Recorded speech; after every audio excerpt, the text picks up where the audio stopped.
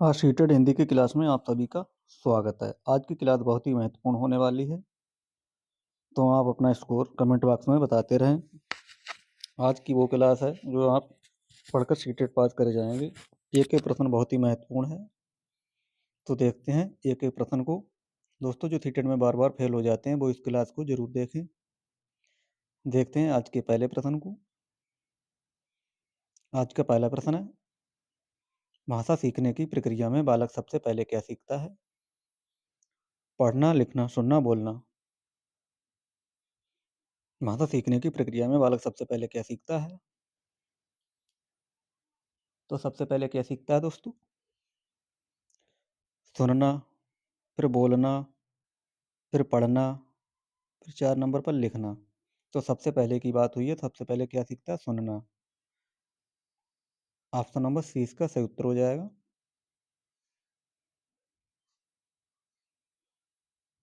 प्रश्न देखते हैं, प्रश्न नंबर 2।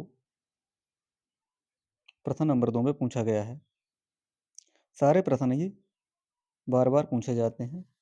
प्रश्न नंबर 2 में पूछा गया है, भाषा शिक्षण में व्याकरण को कैसे पढ़ाया जाना चाहिए? भाषा शिक्षण में व्याकरण को कैसे पढ़ाया जाना चाहिए? पहले नियम बताकर, परिभाषाएँ रटवाकर, भाषा प्रयोग के माध्यम से, लिखित अभ्यास से केवल लिखित अभ्यास से करना चाहिए। क्या होना चाहिए? प्रश्न नंबर 2 का आपको उत्तर बताना है। तो क्या होना चाहिए? ऑप्शन नंबर सी इसका सही उत्तर हो जाएगा। भाषा प्रयोग के माध्यम से, इसका सही उत्तर हो जाएगा। नियम बताकर, परिभाषाएँ रटवाकर, केवल लिखित परीक्षाएँ करवाओ, ये सारे नेगेटिव होते हैं। तो ऑप्शन सी इसका सही उत्तर हो जाएगा। प्रश्न देखते हैं 3। दोस्तों, प्रश्न 3 देखने से पहले दोस्तों जो चैनल पर नए हैं वो चैनल को लाइक और सब्सक्राइब जरूर कर लें, जिससे कि दोस्तों आपको सीटेट की क्लासें लगातार मिलती रहें। देखते हैं प्रश्न नंबर 3 को। प्रश्न नंबर 3 में पूछा गया है, मातृभाषा का प्रयोग कक्षा में क्यों आवश्यक है? मातृभाषा का प्रयोग कक्षा में क्यों आवश्यक होता है?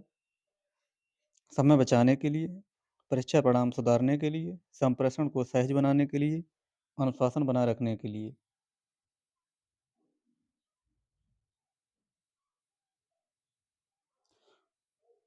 तो क्या हो जाएगा? ऑप्शन नंबर सी, संप्रेषण को सहज बनाने के लिए। दोस्तों, मातृभाषा सीखने को आसान बनाती है और नई भाषा से जोड़ने में सहायक होती है।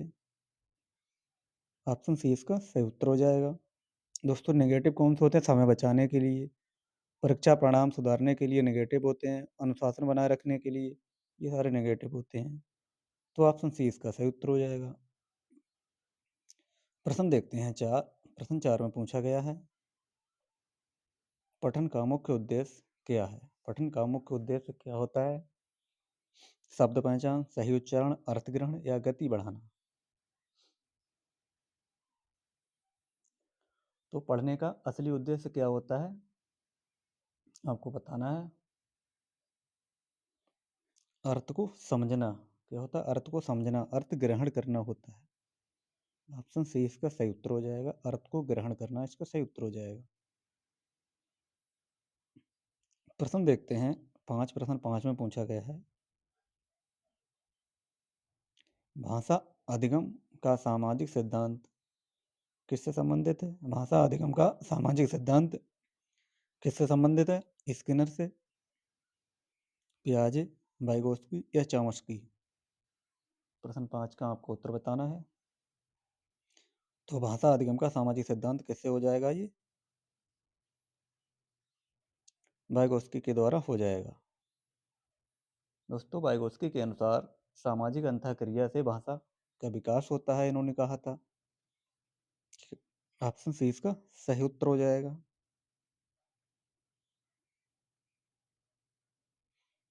प्रश्न देखते हैं 6। प्रश्न 6 में पूछा गया है,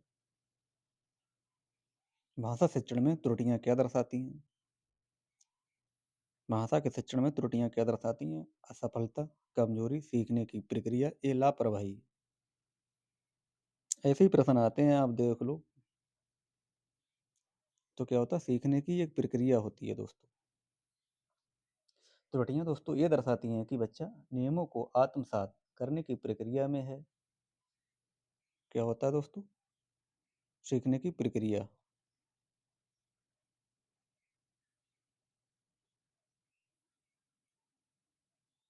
प्रश्न 7 देखते हैं।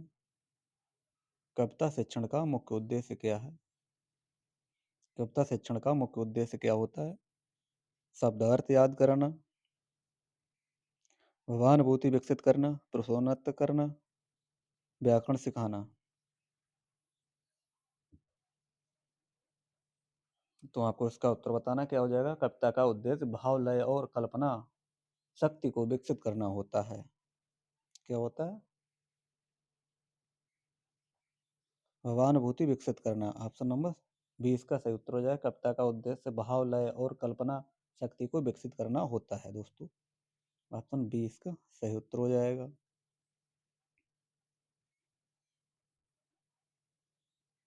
प्रश्न देखते हैं 8। प्रश्न 8 में पूछा गया है, निम्न में से कौन सा भाषा कौशल नहीं है? निम्न में से कौन सा भाषा कौशल नहीं है, आपको बताना है।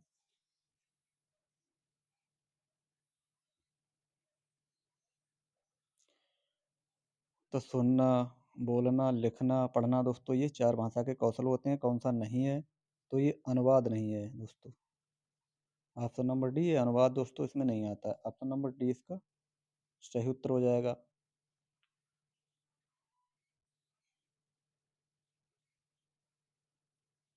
प्रश्न देखते हैं 9। प्रश्न 9 में पूछा गया है, भाषा प्रयोगशाला का मुख्य उद्देश्य क्या है? भाषा प्रयोगशाला का प्रमुख उद्देश्य क्या हो जाएगा? लेखन सुधार, व्याकरण अभ्यास, श्रवण वाचन कौशल विकास या परीक्षा की तैयारी करना।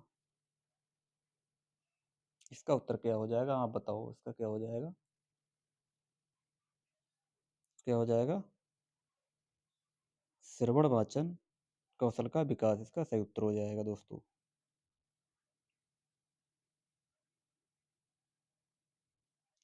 प्रश्न देखते हैं 10। प्रश्न 10 में पूछा गया है, बहुभाषी कक्षा में शिक्षक को क्या करना चाहिए? केवल मानक हिंदी का प्रयोग करना चाहिए, मातृभाषा की उपेक्षा करनी चाहिए, मातृभाषा को संसाधन के रूप में उपयोग करना चाहिए, केवल अंग्रेजी माध्यम होना चाहिए। तो नेगेटिव को सबसे पहले निकालेंगे। केवल अंग्रेजी माध्यम गलत हो जाएगा। केवल मानक हिंदी का प्रयोग, ये भी गलत। मातृभाषा की उपेक्षा नहीं करनी चाहिए, क्या करना चाहिए? क्या करना चाहिए दोस्तों? भाषा प्रयोगशाला में उच्चारण, सुनने और बोलने के कौशल विकसित होते हैं। क्या होता है? ये मातृभाषा को संसाधन के रूप में उपयोग करना चाहिए। ऑप्शन नंबर सी इसका सही उत्तर हो जाएगा।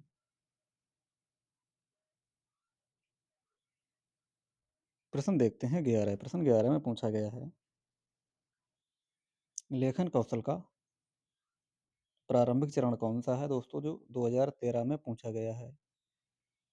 लेखन कौशल का प्रारंभिक चरण कौन सा है? निबंध लेखन, अनुच्छेद लेखन, चित्र आधारित लेखन, स्वतंत्र लेखन। प्रश्न 11 प्रारंभिक चरण पूछा है, क्या हो जाएगा? चित्र आधारित लेखन। ऑप्शन नंबर सी, चित्र आधारित लेखन इसका सही उत्तर हो जाएगा। प्रश्न देखते हैं 12। प्रश्न 12 में पूछा गया है, भाषा अधिगम में सामाजिक अंतःक्रिया का सिद्धांत किसने दिया? भाषा अधिगम में सामाजिक अंतःक्रिया का सिद्धांत किसने दिया? स्किनर, प्याजे, वाइगोत्स्की, चामस्की। तो दोस्तों ये प्रश्न रिपीट हुआ है, तो इसका क्या हो जाएगा? वाइगोत्स्की इसका सही उत्तर हो जाएगा। सामाजिक अंतःक्रिया का इन्होंने सिद्धांत दिया वाइगोत्स्की साहब ने, तो इसका ऑप्शन नंबर सी सही उत्तर हो जाएगा। दोस्तों कई प्रश्न रिपीट हुए हैं, तो आप बिल्कुल चिंता ना करें, ये आपके रिवीजन हो जाएंगे दोस्तों। प्रश्न 13 देखते हैं। प्रश्न 13 में पूछा गया है, मौन अवधि किससे संबंधित है? मौन अवधि जो होती है वो किससे संबंधित होती है? प्रश्न 13, लेखन, भाषा अधिगम, स्मृतिहास या भय। मौन अवधि किससे संबंधित होती है? तो किससे होती है? भाषा अधिगम से। ऑप्शन बी भाषा अधिगम इसका सही उत्तर हो जाएगा।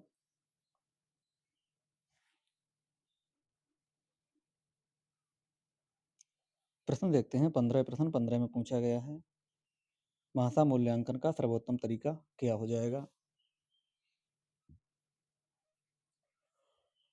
वार्षिक परीक्षा, इकाई परीक्षा, सतत एवं व्यापक मूल्यांकन या मौखिक परीक्षा? तो भाषा मूल्यांकन का सर्वोत्तम तरीका कौन सा हो जाएगा? प्रश्न 14। तो इसका हो जाएगा सतत एवं व्यापक मूल्यांकन, इसका सही उत्तर हो जाएगा। सतत एवं व्यापक मूल्यांकन इसका सही उत्तर हो जाएगा, जो 2013 में ये प्रश्न आया हुआ है। तो ऑप्शन सी इसका सही उत्तर होने वाला है।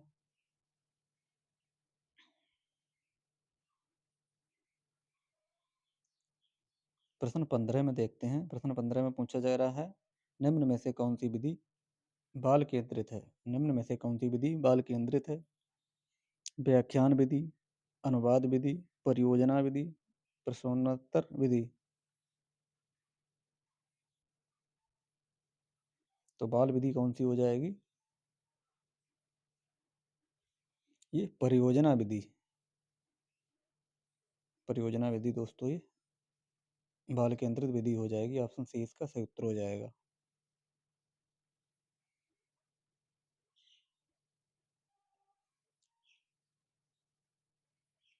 प्रश्न देखते हैं 16 प्रश्न 16 में पूछा गया है, भाषा अधिगम की नैसर्गिक प्रक्रिया में सबसे पहले क्या विकसित होता है? भाषा अधिगम की नैसर्गिक प्रक्रिया में सबसे पहले क्या विकसित होता है? लेखन, पठन, श्रवण या व्याकरण?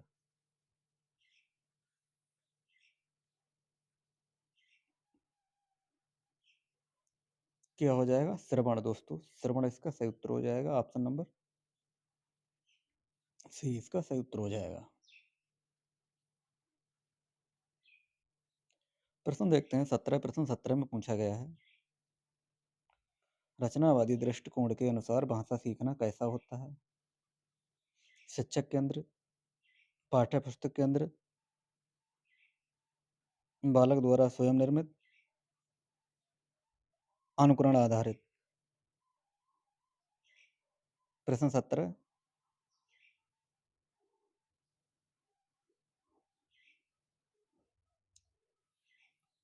तो कैसा हो जाएगा? बालक द्वारा स्वयं निर्मित।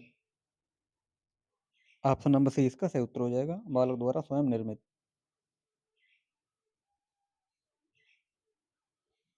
प्रश्न नंबर देखते हैं 18 प्रश्न 18 में पूछा गया है, बहुभाषी कक्षा में हिंदी शिक्षण के लिए सबसे उपयुक्त रणनीति कौन सी है? बहुभाषी कक्षा में हिंदी शिक्षण के लिए सबसे उपयुक्त रणनीति कौन सी है? केवल मानक हिंदी का प्रयोग, बच्चों की मातृभाषा की उपेक्षा, मातृभाषा और हिंदी दोनों का उपयोग, केवल अंग्रेजी माध्यम? तो केवल वाले ये नेगेटिव होते हैं दोस्तों, उपेक्षा दोस्तों ये नहीं करना है। तो ऑप्शन सही उत्तर हो जाएगा, मातृभाषा और हिंदी दोनों का उपयोग। ऑप्शन नंबर सी इसका सही उत्तर हो जाएगा। प्रश्न देखते हैं 19 प्रश्न 19 में पूछा गया है, पठन कौशल का उच्चतम स्तर कौन सा है? पठन कौशल का उच्चतम स्तर कौन सा है? शब्द पहचान, मौखिक पठन, भावनात्मक पठन, आलोचनात्मक पठन? प्रश्न 19, पठन कौशल का उच्चतम स्तर कौन सा हो जाएगा? तो ऑप्शन डी आलोचनात्मक पठन इसका सही उत्तर हो जाएगा। Option number D.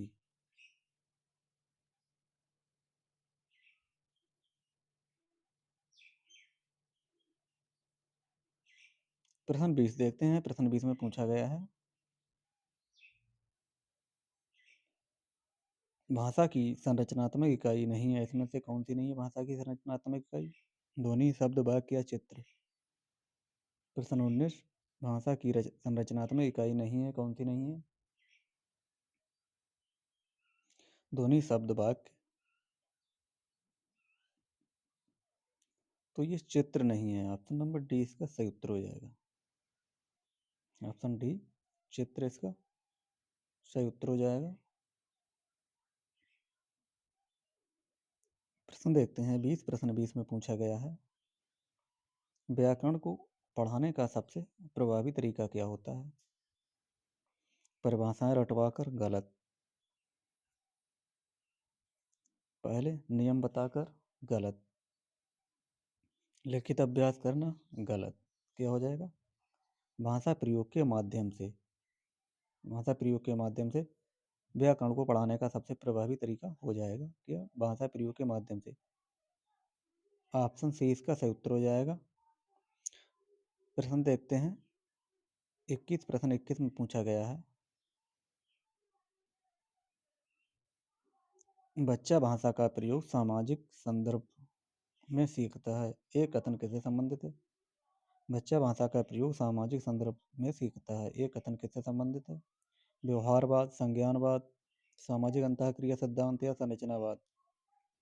प्रश्न 21, तो क्या हो जाएगा? सामाजिक अंतःक्रिया के सिद्धांत के द्वारा। ऑप्शन सी इसका सही उत्तर हो जाएगा। प्रश्न 22 देखते हैं, लेखन कौशल का प्रारंभिक चरण क्या हो जाएगा? दोस्तों ये प्रश्न बार बार रिपीट हुआ है, ये बार बार आते ही रहते हैं दोस्तों। ये अनुच्छेदन लेखन, अनुच्छेद लेखन, निबंध लेखन, चित्र लेखन, स्वतंत्र अभिव्यक्ति।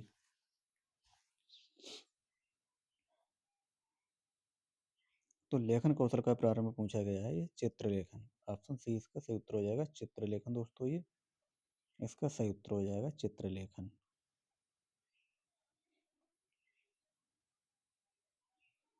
प्रश्न 23 देखते हैं, प्रश्न 23 में पूछा गया, त्रुटियां, त्रुटियां दोस्तों भाषा सीखने में क्या दर्शाती हैं? त्रुटियां होती हैं बच्चों की जो भाषा सीखने में क्या दर्शाती हैं? असफलता गलत हो जाएगी, कमजोरी भी गलत हो जाएगा, अनुशासनहीनता दोस्तों ये भी गलत हो जाएगा। सीखने की एक प्रक्रिया होती है दोस्तों। ऑप्शन सी इसका सही उत्तर हो जाएगा।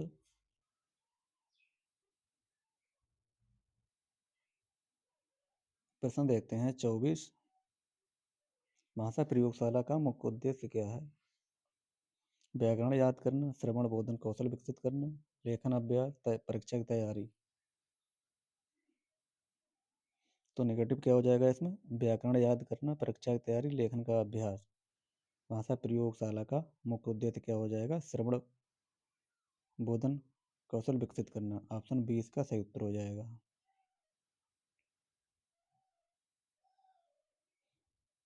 प्रश्न 25 देखते हैं, कविता शिक्षण का सबसे उपयुक्त उद्देश्य क्या हो जाएगा? कविता शिक्षण का सबसे उपयुक्त उद्देश्य क्या हो जाएगा?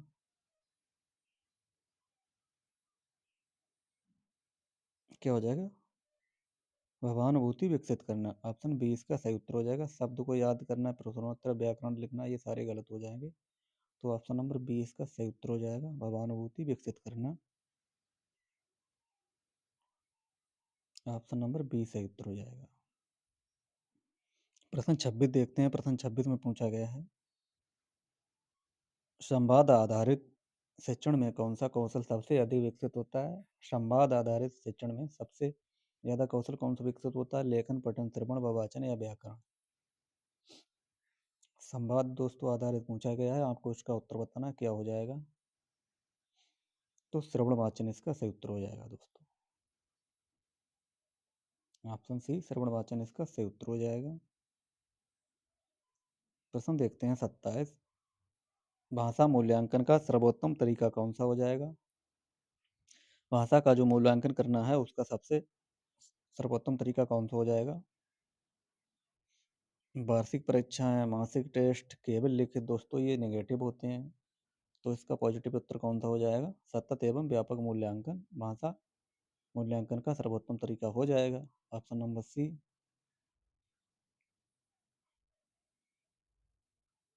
प्रश्न 28 देखते हैं, जिसमें पूछा गया है, मौन अवधि किससे संबंधित होती है? मौन अवधि किससे संबंधित होती है? परीक्षा, वय, स्मृति, हार, लेखन अभ्यास, ये सारे गलत होते हैं। क्या होता है? भाषा का अधिगम। भाषा का अधिगम इसका सही उत्तर हो जाएगा। प्रश्न नंबर 29 भाषा कौशलों का सही क्रम कौन सा हो जाएगा? तो क्या हो जाएगा? सबसे पहले दोस्तों क्या होता है? सुनना, बोलना, पढ़ना, लिखना। ऑप्शन नंबर 20 का सही उत्तर हो जाएगा सुनना, बोलना, पढ़ना, लिखना।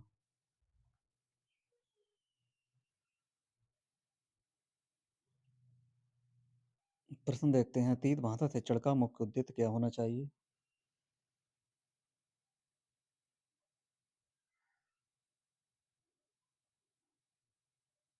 भाषा शिक्षण का मुख्य उद्देश्य क्या होना चाहिए? तो प्रभावी संप्रेषण क्षमता विकसित करना इसका सही उत्तर हो जाता है ऑप्शन नंबर सी।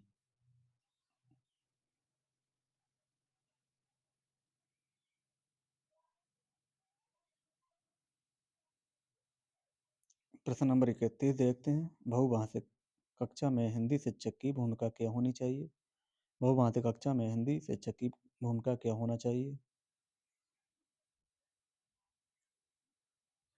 तो क्या होना चाहिए? मातृभाषा को संसाधन के रूप में प्रयोग करना चाहिए, ना कि दोस्तों अंग्रेजी को अनिवार्य करना चाहिए। बच्चों की मातृभाषा को हतोत्साहित भी नहीं करना चाहिए, केवल मानक हिंदी का प्रयोग भी नहीं करना चाहिए। बहुभाषिकता में दोस्तों हिंदी शिक्षक की भूमिका क्या होनी चाहिए? मातृभाषा को संसाधन के रूप में प्रयोग करना चाहिए। ऑप्शन सी इसका सही उत्तर हो जाएगा।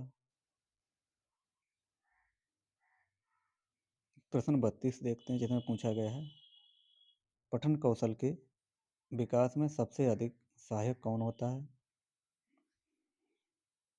केवल प्रश्नोत्तर अभ्यास, कठिन शब्दों की सूची, बार बार मौखिक अभ्यास भी नहीं करना, पठन भी नहीं करना दोस्तों, अर्थपूर्ण पाठ। क्या हो जाएगा? अर्थपूर्ण पाठ इसका सही उत्तर हो जाएगा। वहाँ पठन कौशल के विकास के लिए सबसे सहायक हो जाएगा। अर्थपूर्ण पाठ इसका सही उत्तर हो जाएगा। प्रश्न 33 देखते हैं भाषा शिक्षण में त्रुटियों को कैसे देखा जाना चाहिए? तो सीखने की प्रक्रिया का हिस्सा के रूप में, सीखने की प्रक्रिया के का हिस्सा के रूप में दोस्तों भाषा की त्रुटियों को देखना चाहिए, ना कि दोस्तों दंड का कारण, कमजोरियों का संकेत, असफलता का परिणाम। ये सारे गलत हो जाएंगे, तो ऑप्शन सी इसका सही उत्तर हो जाएगा। प्रश्न देखते हैं 34 लेखन कौशल के विकास का सही क्रम कौन सा हो जाएगा? लेखन कौशल के विकास का सही क्रम कौन सा हो जाएगा आपको बताना है। तो ऑप्शन नंबर बी वाक्य, अनुच्छेद और निबंध इसका सही क्रम हो जाएगा। और बकाया ये दोस्तों ए, सी और डी दोस्तों ये गलत हो जाएंगे, तो ऑप्शन नंबर 20 का सही उत्तर हो जाएगा। प्रश्न देखते हैं दोस्तों 35 आज का अंतिम प्रश्न है कविता शिक्षण में सबसे अधिक जोर किस पर दिया जाना चाहिए? शब्दार्थ, व्याकरण, भाव और लय, प्रश्नोत्तर। कविता शिक्षण में सबसे अधिक जोर किस पर देना चाहिए? तो किस पर? भाव और लय पर होना चाहिए। ऑप्शन नंबर सी इसका सही उत्तर हो जाएगा। कविता का मूल उद्देश्य होता है भावबोध और सौंदर्य बोध विकसित करना। ऑप्शन सी इसका सही उत्तर हो जाएगा दोस्तों। दोस्तों ये रहे आज के टॉप महत्वपूर्ण 35 प्रश्न। दोस्तों इन प्रश्नों में से आपने कितने प्रश्न सही किए हैं इसका उत्तर कमेंट बॉक्स में जरूर बताएं। आज के लिए दोस्तों इतना ही, मिलते हैं कल, तब तक के लिए धन्यवाद। दोस्तों जो चैनल पर नए हैं वो चैनल को लाइक और सब्सक्राइब जरूर कर लें।